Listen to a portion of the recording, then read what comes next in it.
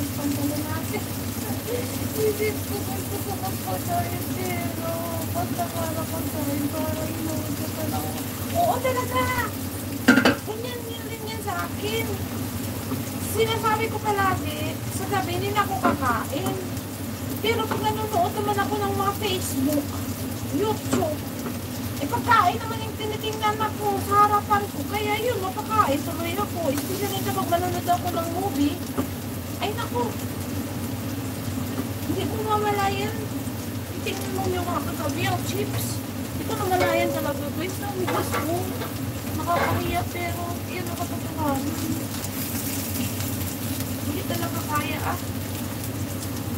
Okay lang yun Importante naman kasi guys, ngayon, salamat naman lang tayo. May kinakain pa tayo. Yan na yung dyan. Kasi tingnan nyo, may ibang tao talaga dyan na walang makakain. Diba kaya, huwag na tayo mag-diet. Salamat naman tayo, may makakain tayo. Yun. Baka hindi naman tayo celebrity na mag-diet. Uy!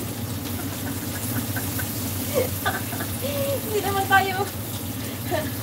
naman tayo mayaman Ang importante is kahit mahirap lang tayo, kain tayo boy. Importante may makakain. Kahit na nga saging sarap tayo kumain ng saging.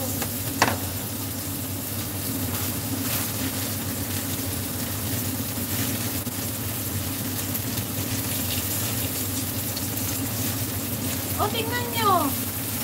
Oo, ganyan nga. Kanina sila, napadaan ako, magpupus lang naman sana ako.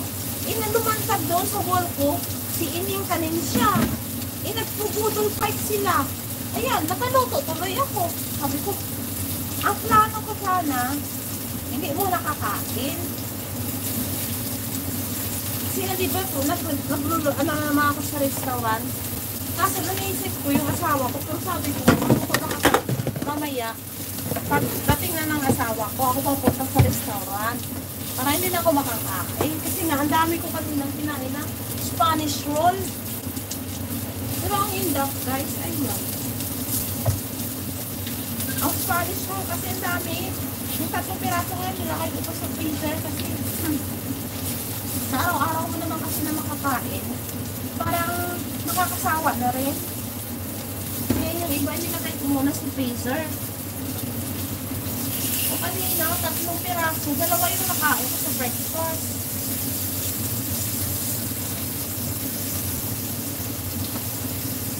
Tapos na yan, nakaswitch off yan sa guys. Yan ako lang yan sa dyan, no?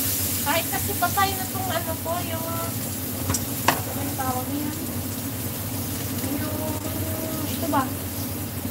Gasto ko. Maano pa rin yan siya guys. Mainit. What is that?